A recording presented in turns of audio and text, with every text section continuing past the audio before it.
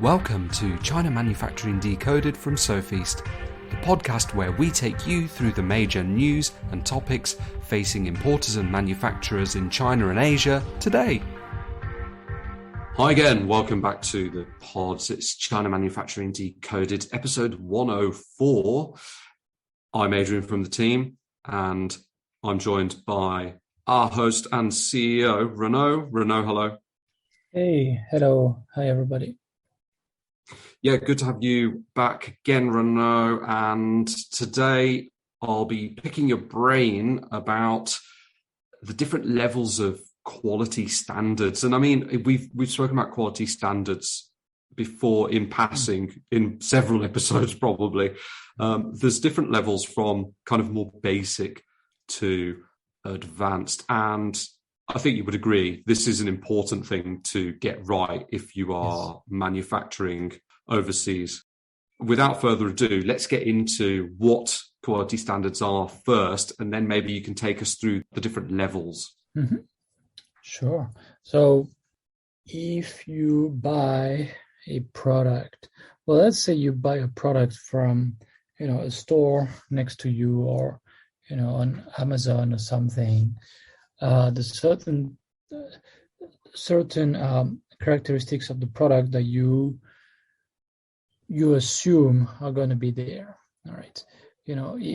And you're not going to go into documenting everything. You just assume, I don't know, you buy a tablet from a certain brand.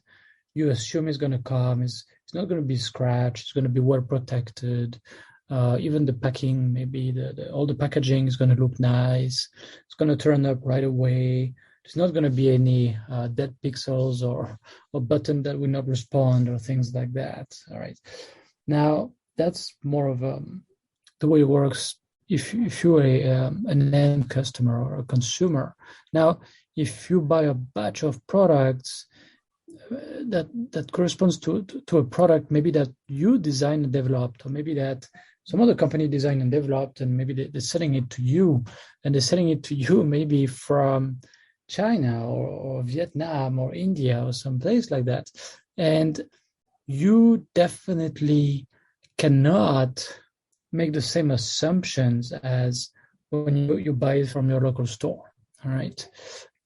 And even on the local store, when I see a lot of things sold directly by Chinese companies now on Amazon, I know it's not the best the best image because you have a lot of the same problems there. But let's say you go into a famous department store, all right? You assume that they have made sure everything was all right. Okay. Yeah.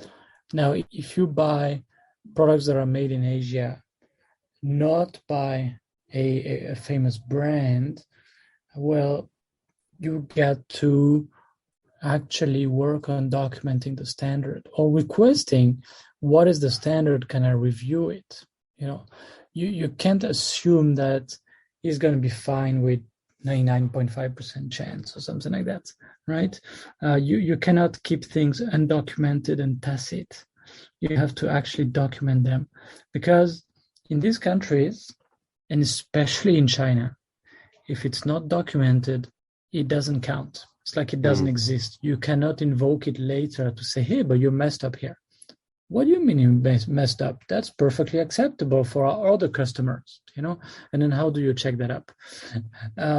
So to make sure that you can put pressure on the manufacturer and you can get back to them if they mess up, you actually need to have some kind of documented quality standard. And the quality standard is going to be useful for two or three important parties. The first one, as I said, is the manufacturer. You need them to know what you expect. You need them to know what you can tolerate and what you cannot tolerate. Okay, that's your standard. And you need to understand that the standard is independent of any commercial matter, meaning that if they give you a lower price, the quality standard doesn't move down. It stays the same. This is a discussion, something we've had to explain so many times to so many suppliers. They think everything is linked, right? I mean, especially in China, where it's called a high context culture, where they always expect the other party to take the whole context into account. So if the price moves down, it's going to impact everything else, right? Because price is part of the context, the context when you discuss quality issues. But that it should be very clear that that's not the case. All right. So the first party I mentioned is the manufacturer. The quality standard is going to be very, very important for them. The second party, well, is the people who will actually inspect quality, right? They might be in your team, they might be in an inspection agency, whatever, but they need to know what is acceptable, what is not. Otherwise, how can they make an informed decision? And how can they tell the manufacturer, hey, this is not good, it doesn't pass, right? Yeah. You need to rework, you need to reproduce, and then the manufacturer is going to say, why? No, I don't agree. This is perfectly okay. Yeah, it's not perfect, but it cannot be perfect, blah, blah, blah, because of the process and blah, blah, blah, and because of this and because of that, blah, blah, blah, blah, right? It's always possible to come up with some kind of excuse. And they can always say, well, this is perfectly acceptable based on our, industry and documented standards and what our other customers tell us. It's perfectly okay. Like, who are you to tell me it's not okay? And then the last thing, if you purchase these products, maybe you're going to sell them again, maybe to business customers or maybe to end customers. And you need to actually show them, what they can expect. And the quality standard is in some cases, it doesn't really make sense, but think of a lot of electrical home appliances, electronics, and so on, or a lot of chemical products, or, there are some basic specifications that you need to know, right? And if possible, with tolerances and so on, right? And then if you ensure that everything is aligned, what the manufacturer makes, what you're going to get, and what you're going to send to your customers, and all of these parties agree on the same standard, then there's not going to be any bickering, any discussions or should I say arguments that, hey, this is not good. I don't want that. I expect more, blah, blah, blah, right? You really want everybody to be aligned. Okay, so that's what the quality standard is and really the main purpose.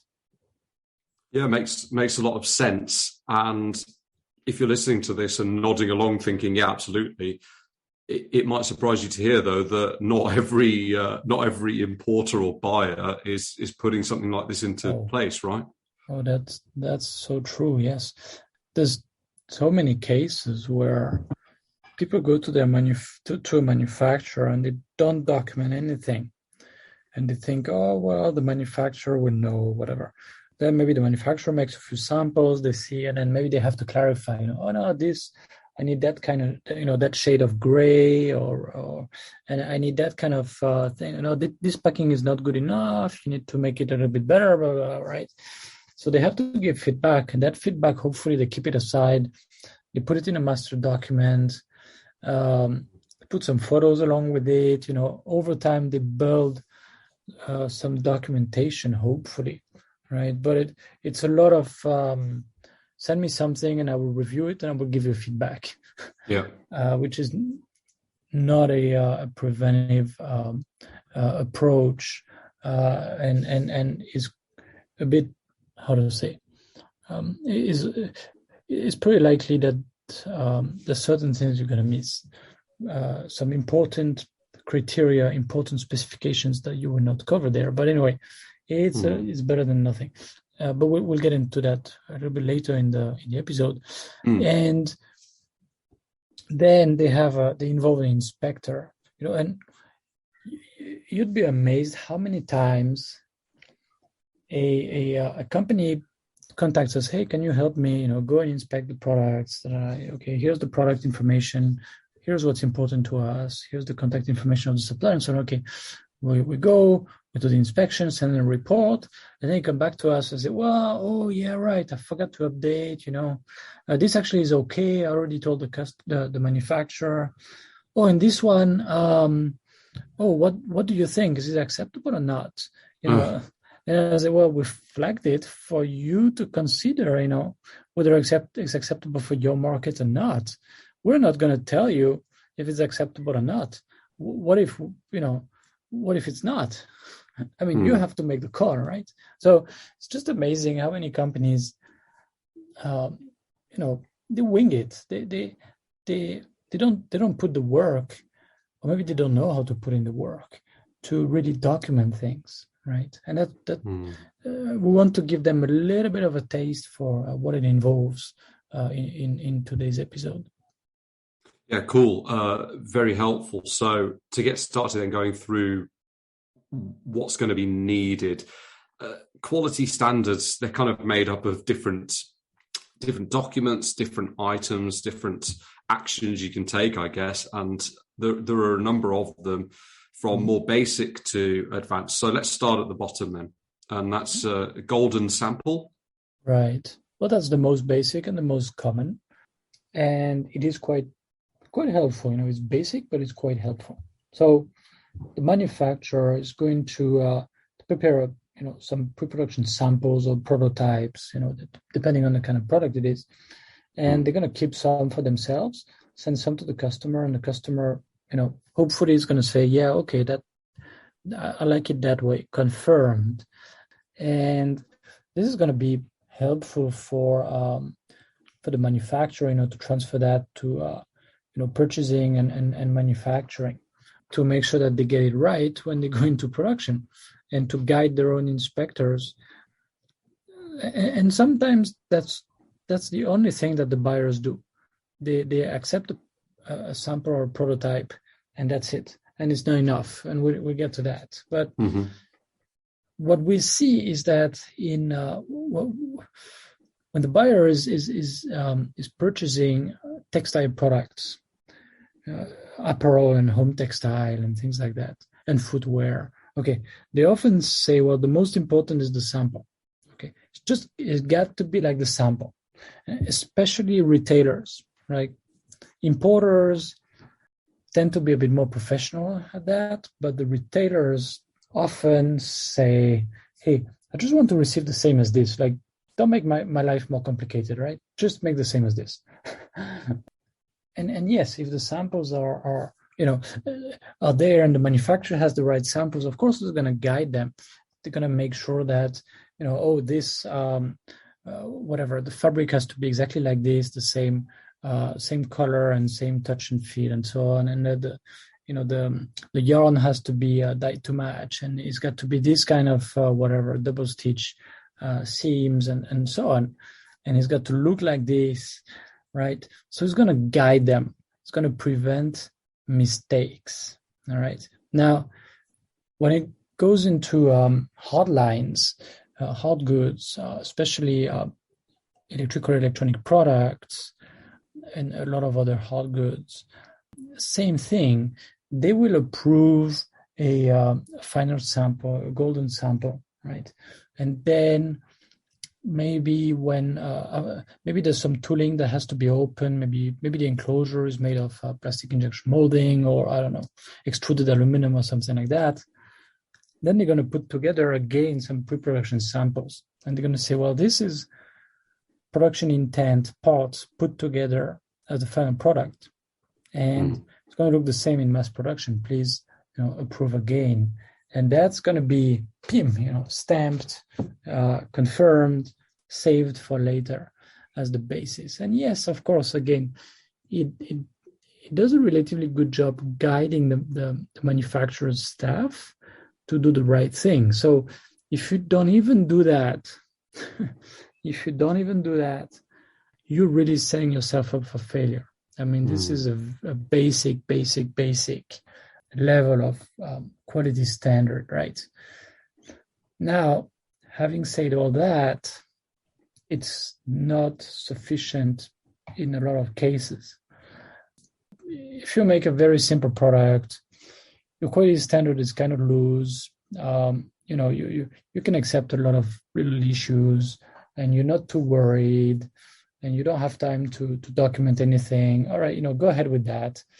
still try to do the same for packaging. Maybe some, also get a golden sample and everything, and go ahead with that. However, if you really cannot tolerate mistakes, if there's a lot of money at stake, it's really, really, really not sufficient, right? Because production is not going to be exactly the same. And the manufacturers in Asia, very fast, they're going to say, yeah, but of course, but everybody knows mass production has some variability. It's not the same as the pre-production samples, right? Everybody knows that. Okay. But then what not everybody knows, if it's not documented, is what is the tolerance around it? How can it be very different or only a little different, and how to clarify that, right?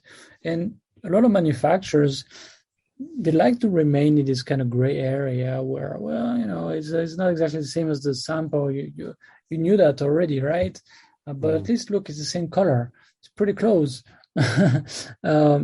Okay, but it's 20% lighter, so you saved a lot of money on the materials, right? It's just an example, right? But if you buy, let's take some cooking pots, and you see that the pots are 10% lighter, 15% lighter, 20% lighter than the approved sample, you're going to say, wait a minute, somebody made a lot of extra profit here by saving on material consumption, but it's not as good as what I purchased. And then you're going to say, usually it's acceptable, blah, blah, blah. You didn't tell us that there was a problem. Look, we can do a quick test, and you see it holds up just nice. You're going to say, yeah, but it doesn't really feel the same way, and that's not what I purchased. And then you're going to be stuck in endless discussions, right? However, if you say, well, one pot, this pot like of this size has to be 320 grams or whatever, and exactly this size plus or minus, and then you give a plus or minus. Now that becomes a proper specification, right? So as you document these things, it goes into a specification sheet where you make a list. So that's the second level, right? Right. The first one is the golden sample, and the second one is a specification sheet. You take these criteria that are important for you, and you define things. And like the handle is in that type of plastic, and the metal part, is whatever, stainless steel, and it's got to be this thickness plus or minus X millimeter, and the total weight of the product is going to be this much plus or minus whatever 3%, and the capacity has to be exactly this much plus or minus something, right? And then you have specifications, and then the supplier knows what is expected, right? They know what amount of variation is allowed, and if an inspector finds that there is a departure from specifications, and some of the samples are out of tolerance, they know there's an issue, and then they can raise it to you and get an exception, maybe, if you feel like that, right? And this is a living document, right? So totally. as you continue on with the supplier, for example, if production has been underway and maybe you're going into another production run, you're going to update this with information from that first run, such as, maybe where common defects occurred or something like that? Oh, absolutely. You learn over time about the product and the kind of issues that can pop up. And definitely, as you learn, you keep adding to that document. And over time, you keep requesting that the supplier confirms it little by little. Because if they don't confirm, they're going to say, we didn't know, we missed that point, but it really cannot be done with the process, or favorite excuse, but the supplier says that they cannot do it. Well, I don't care. I'm buying from you. You're the supplier. You're responsible and accountable for it. I sent it to you before, and here you can see you signed it, and on that date, And Yeah. that criterion hasn't changed since then. And I'm sorry, you're responsible for that. If production is outside of specifications, I have the right to just refuse it. So now let's talk about what to do, but don't tell me that you didn't know, right? Because that's really the kind of discussion that has to come up too often. So, as you said, if you can think of some common defects, add them in, and maybe you've been active in that product category for a while, and you have some photos of similar, of defects on relatively similar products. Put some photos in there, even if it's photos of a defect on another product. It doesn't matter. A scratch mark is a scratch mark, a dent, or some blemishes, or dents and blemishes, and so on. It's better than nothing, right? Now, of course, if you have photos on the exact product in that exact color, it is better, right? And then try to quantify them as much as possible. Like, for example, let's take a really tricky kind of defect that comes up on some metal products. When there's plating, especially electroplating, but also PVD plating, there can be blemishes when it comes out, right? The surface is not exactly perfect, and there's sort of a different color on the surface. And if the plated material is, I don't know, let's say all black, the blemishes might not be very visible. Now, if they are in, for example, rose gold, some kind of pinky gold color, and the same kind of blemishes that would be mostly okay, pretty much, like near invisible on the black surface, were suddenly very visible, right? We'll get to that in one of the next levels that we're going to talk about. Yeah. But if you have photos of these same blemishes on the black surface, but suddenly you buy the same product in rose gold, well, it's not going to be great, right? You need to update your photos and do more than that, as we're going to talk about just after this section. So try to add some of the common defects in there. Try to clarify what are the main materials and components, and maybe if it's components, maybe electrical components, what are the markings and how to identify these, the proper components, that are used. If there are drawings, CAD drawings, it's very common to have to export the drawing in 2 dimensions with indication of the dimensions with plus or minus type of tolerance. If there are a lot of tolerances, it's very good to indicate which ones are critical to quality, okay, which ones really have to be complied with in priority, let's say this way, and obviously have to be inspected in priority.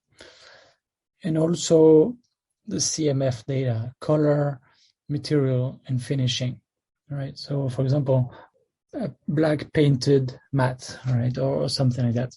So it's very clear what it's supposed to look like, what the surface is supposed to look like.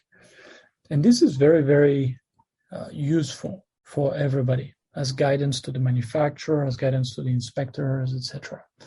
If there's a user manual, if some packaging is confirmed, and so on and so forth, all of that is useful. If there are claims on the packaging about some properties of the product, if you promise it to customers, obviously it's part of the specifications automatically, right? Now, if you have this kind of document, and by the way, on the blog, we have a template that we give away, in a Word template. I think we can link to it. But once you have that kind of document, for best results, if, for example, you work with a Chinese or a Taiwan or a Vietnamese company that's going to manufacture it, maybe get it translated into Chinese, and maybe even send someone to the manufacturer to make sure that they get it. Someone who explains it to them, and notes any feedback that they have, any maybe uncertainties, any risk that they see. That can be very useful to maybe take preventive actions and to really make sure that you're aligned and that they confirm and commit to it. Now, if they confirm and commit to it, well, get them to sign it, get them to put their company chop on it. And if you have, that's really how they're going to take it very seriously, right? And if you have a contract, a manufacturing contract with them, well, that manufacturing contract should mention that, you know, the specifications or whatever performance criteria, you know, it's called in a variety of different ways, but in essence, it should mention that there is a specification sheet, and that once it's confirmed by both parties, it's an appendix of the manufacturing agreement. And then all of the related terms of the contract, such as, you know, what happens if there's more than 3% defective, etc., will apply and will be based on that standard. Is extremely important, right? So that's for the spec sheet. If you can, I talked about the materials. Is good in certain cases to go a little bit deeper and sort of get the specifications of the materials themselves, right? Any chemical products, you know, what was the MSDS sheet? Oh, there's a battery. Okay, is there a specification sheet of the battery? If there's no specification sheet, well, either it's hidden from you because they don't want you to know where the battery is made, or it's made by a pretty crappy manufacturer. I'm sorry to say that, but if there's no spec sheet that's documented, it's a cheap supplier, and you might well run into issues, right? So at the sourcing stage, you got to go out and ask for the right questions here. Okay, then next level up. As I mentioned, in the specification sheet, you should try to make a list of the most common defects. And when that makes sense, try to show some photos, right? Now, what comes out on a photo is very different from what comes out on a physical sample. So in some factories that have some repeated issues, when they're checked a bunch of products from their production, put aside a bunch of defectives, made sure everybody was aligned, you know, what is acceptable, what is not acceptable. We put shelves next to the right people in the factory. And here's, you know, 2 or 3 samples of each of the, 10 or 20 most common kinds of defects that happen on this production. And you have it in in front of you. Refer to it once a day. Use it to train the new inspectors. Use it to train the operators also, so that they can see when there's one of these defects. It's right there, right? It's a defect board or a defect library or whatever you call it, right? That is really nice to guide them. Really, really nice. Again, they can take it in their hands. They can look at it under the same color. They can compare. If they're not sure, they will take a piece from production. They're like, this one I'm not really sure. Is it okay or not okay? And they're gonna bring it and say, well, it's about as bad as this one, which they say is a minor defect. Okay, so it's a minor defect, right? And this extra clarity is so beneficial to everybody. Now, this is something that makes sense more for hard goods, of course. When it comes to textile-based products, it's not as useful. Okay, next level up, number 4, is the boundary samples or limit samples.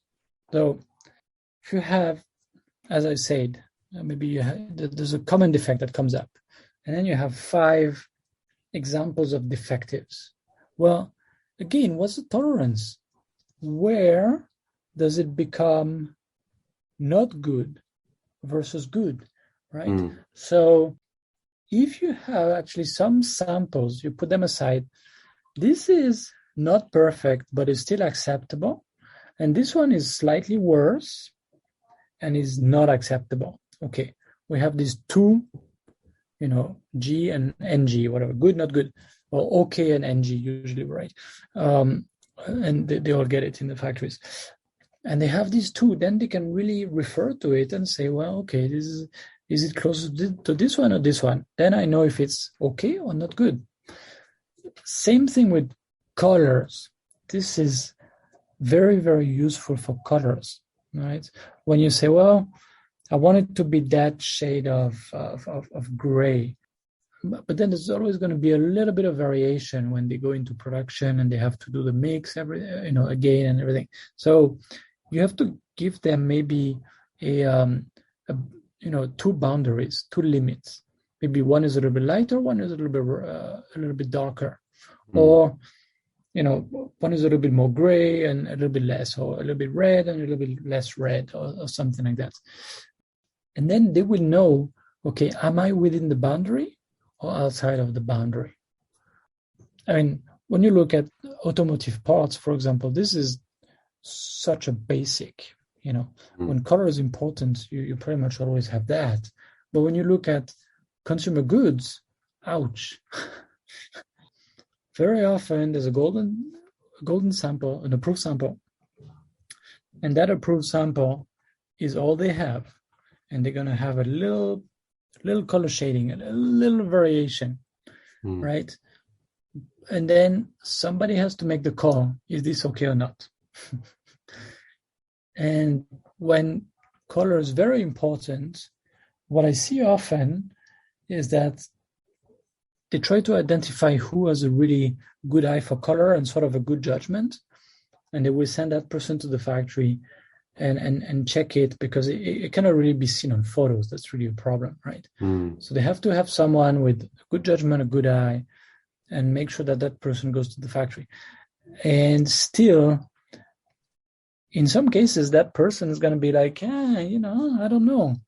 And then they're going to want to have that person on the call. Yeah, but what do you mean? A bit more? What? It's a bit more blue than it should, but not that much. Do you think it's a problem? So it goes back to subjective judgments. And once in a while, people are not very happy. They say, well, actually, if I knew, I would not have accepted that. But I couldn't be there. I couldn't see it. And if people told me that it was kind of okay, and I said okay, but I'm not happy, right? So that there are limitations to that. If you have boundary samples, you do a good job of that preventively before production, then that's nice, right? That's nice. And that's just from a quality point of view. But if you think about the extra work that you're going to avoid as well, you've got that work and potentially affecting your lead times negatively. This is so important, isn't it? Oh yeah. Well, if you don't want to send samples by FedEx and have the right decision maker have to rush back to the office to have a look at it and give a confirmed decision very fast and so on. And in some cases, that person will not be sure and will maybe want to double check with a key customer. Then maybe that's another week, again, wasted, right? But if everybody aligns in the supply chain in advance, then the manufacturer will already know what the customer can accept or cannot accept, and they can make their call right away. I mean, this is also a big time saver. Absolutely. So that's the boundary samples. Good. Okay. I like the interplay between physical samples that somebody's going to touch, hold, look at, and what's written down and is sort of set in stone as well. It's a clever way to align everybody and to make sure everybody's got what they need. When we're dealing with physical samples, what sort of, because I mean, these are sort of tangible products, right? And they've got to be kept securely, kept in the right conditions, perhaps. You're better to talk about this than me. So, I mean, what sort of best practices can we adopt to keep them in good condition and whatever? Well, colors are gonna fade, right? Especially if they get a lot of sunlight. But even without that, over time, depending on the material and so on and so forth, it will fade. And people are going to touch the samples. People sometimes will have a doubt, sort of maybe undo the sample, maybe cut it in half or something, right? People will touch it with dirty hands. So keep them in clear bags and get some new ones approved. So if you have ongoing productions, it's not that much work to take some good ones from a current production and say, yeah, this is good, approved again. Let's throw away the old ones and let's make sure everybody has the new ones as approved samples. Boom, simple. Yeah. So again, preventive measure to avoid approving something that actually should not be approved just because the sample is no longer fit for its purpose. And make sure everybody has their set of samples. And that might go deep into the supply chain. For example, if there are metal parts that need to be cast and machined and plated and everything, well, at least the plating company will need to have one, and then the metal supplier will need to have one, right? The inspection agency, etc., and you need to make sure that they interpret the samples correctly also. All right, so like for this criteria, refer to the sample. For this criteria, this is exactly what maybe something can be documented properly. For example, for the blemishes, well, you get a count, maybe the dots within a square inch, maximum, up to whatever, 3 dots that are no bigger than 0.3 mm in diameter or something like that, and if it's bigger than that, then it is counted as a defect. In some cases, it's possible to come out with some sort of formula, and in other cases, you really want to refer to defect samples and or defect photos. Again, some certain types of defects would be okay on photos, perfectly okay, but others will need samples for proper illustration, right? And with each manufacturer, you need to make sure you identify, okay, this person knows exactly what we mean, right? And maybe the project manager or the merchandiser has to be trained on that because they need to convey the meaning. They need to say, okay, the buyer said that, and so on. So they need to be aware of what's going on, and maybe a couple of people in the quality departments, and that's really, really important, right? And the last point, is that we've seen a lot of cases where the buyer says, this is no good, I find that. And then the manufacturer says, oh, but I check it. I think I check it exactly the same way as you, but I find something a bit different, and then the manufacturer will do an inspection, will write it down on their check sheet and so on, and say, well, look, this is mostly intolerance. And they will send a batch to the buyer, and the buyer will do their own inspection and will find, pretty much everything is below tolerance or something like that, or half of it. How is it possible? Are you guys cheating or, pencil whipping, as they say, just okay, without actually checking it? And in a lot of cases, it's just a matter of a different measurement system that is not aligned. So again, the quality standard is all about aligning the expectations, the way to measure and test, the way to interpret the results, and so on and so forth. And in some cases, you have to do what they call a GR&R, a gauge repeatability and reproducibility study. And to make it very, very simple, when you make a batch of products, there's going to be a certain variation between them anyway, due to the manufacturing process, okay? Or maybe from different manufacturing processes altogether, right? So the manufacturing processes lead to some variation already. And then you have people taking measurements, doing tests on these products, and they themselves introduce extra variation. And in some cases, they have a bias. The way they test it, they measure it, gives them some findings that are, consistently maybe too high, too low, too good, too bad, whatever, right? And then they send it to another party that's going to check it in their own way. And if they're not aligned, and if each one has a different bias, an opposite bias, they will feel that the other one is cheating them, is lying to them. How come they say everything's bad? I checked, and you see how I check and everything is good, right? So I'm not going to go into this in depth here, but you got to look at this variation that is introduced by the measurement system. You need to look at accuracy issues, including the possibility of a bias, as I mentioned. You need to look for precision issues. Okay, there are several ways to do this. It's very well documented. It's very, very common. We don't see it very often, unfortunately, but it's, again, if you identify, hopefully there's people in your quality team who are used to that. Maybe they can identify, well, here there's a lot of potential for extra variation simply from the measurement and inspection process. So we need to do something extra, take some preventive actions again to make sure we are aligned, right? So I leave it at that, because otherwise it gets a little bit complicated. Sure.